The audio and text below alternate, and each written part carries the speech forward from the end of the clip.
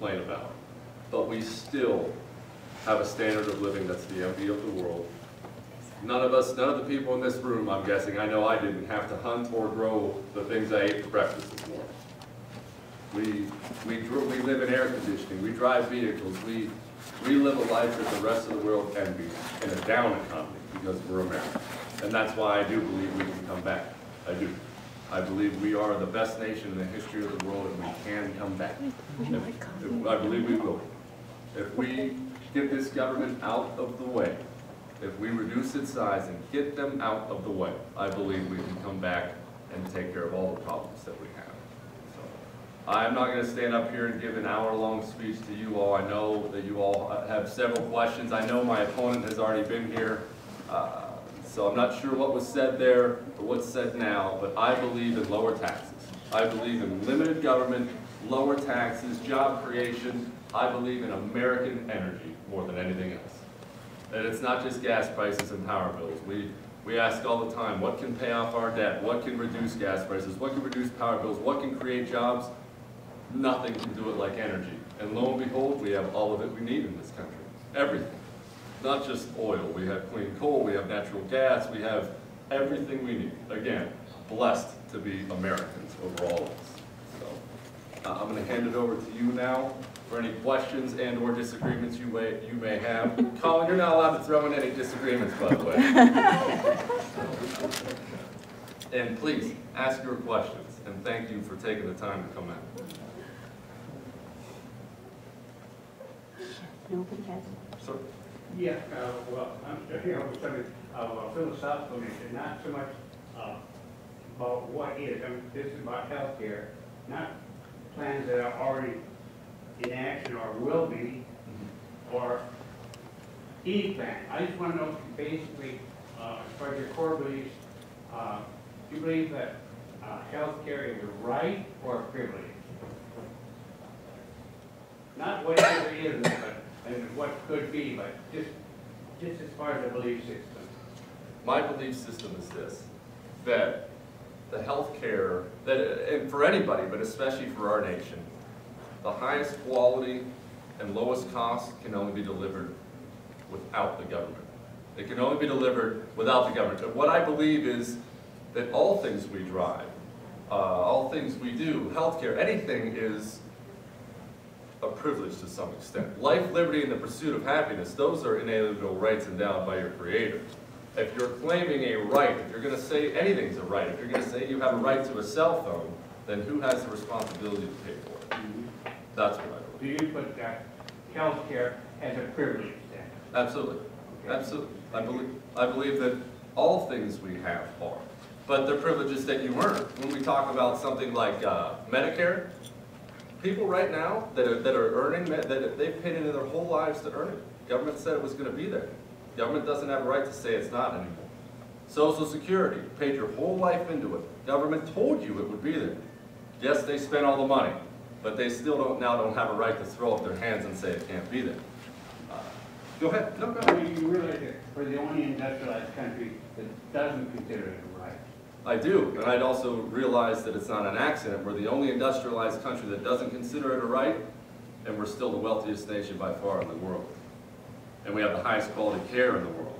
We don't consider it a right, but other dignitaries in countries that consider it a right fly here for their health care. And that's not an accident. You believe we have the highest quality in the world? I know we have the highest quality in the world. Okay. Ma'am? What do you think we should do about people who really cannot, families that cannot afford health care insurance? And what should we do about people who have a pre-existing condition and can't get it?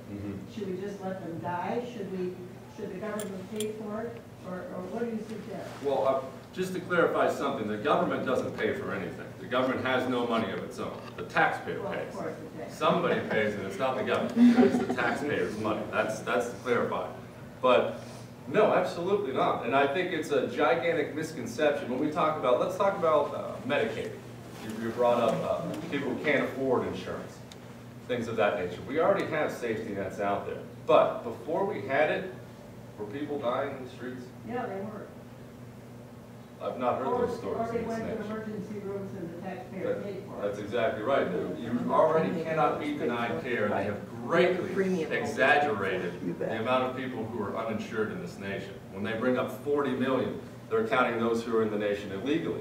They're counting those who have temporarily left their job and going into another job.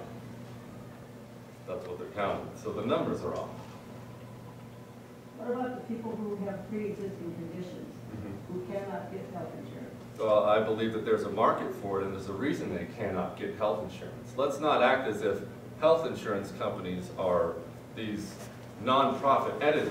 Health insurance is like any other business out there. They're in it to make a profit. And let's not act as if the government is not involved in health insurance. Government has heavily regulated health insurance.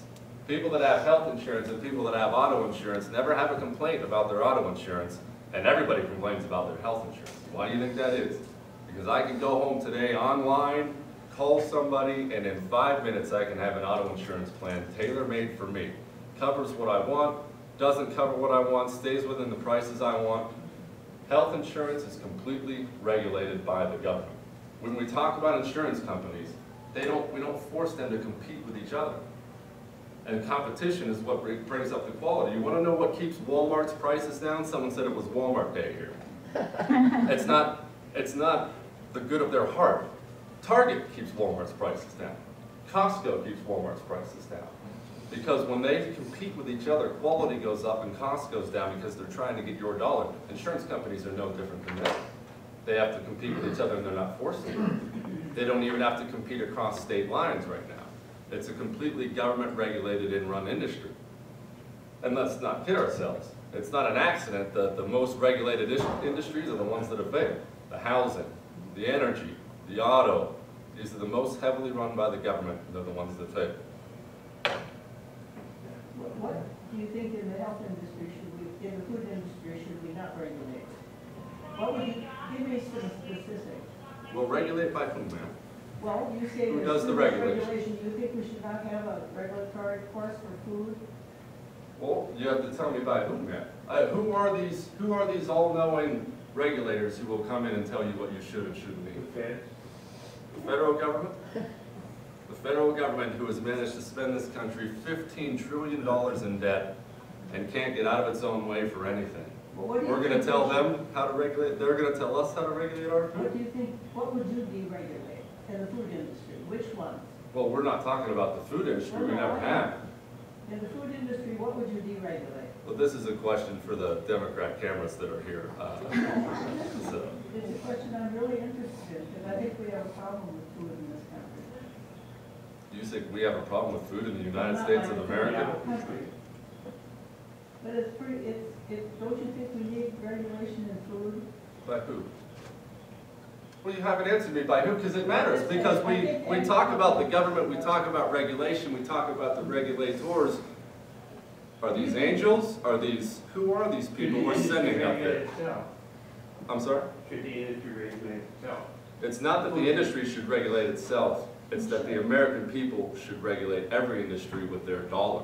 It's your dollar that determines what succeeds and what fails in the marketplace. And we've also allowed government regulation in all things to step in where the courts used to take care of these things. If a business, we're talking about food regulation, there's a business out there that's producing unsafe food that's harming the American people, there's an avenue for justice for the American people to solve that problem and find it. It's called the court system. It's not called an unelected, unaccountable federal bureaucrat. That doesn't work. Why didn't the government open the state borders for insurance? Well, Make it more competitive. he asked why the government doesn't allow the insurance companies, well, doesn't force them to compete with each other across state lines. It's another one of those things where the federal government cut a deal. They cut a deal because they continuously put these burdens on the insurance companies but then throw them a deal. It's similar to the deal they threw with the pharmaceutical companies. You see, when you see that Big Pharma is having secret meetings with the government, by the way, you're paying 25% more for your prescription drugs than you should just because of taxes alone. But setting that aside, when we see that Big Pharma has a secret meeting with the president and the government, and we want to know what's that about, what's going on, it's because currently it costs $1 billion for a pharmaceutical company to get a pharmaceutical drug approved through the FDA. On average, it costs $1 billion. Once it is approved, it has a 70%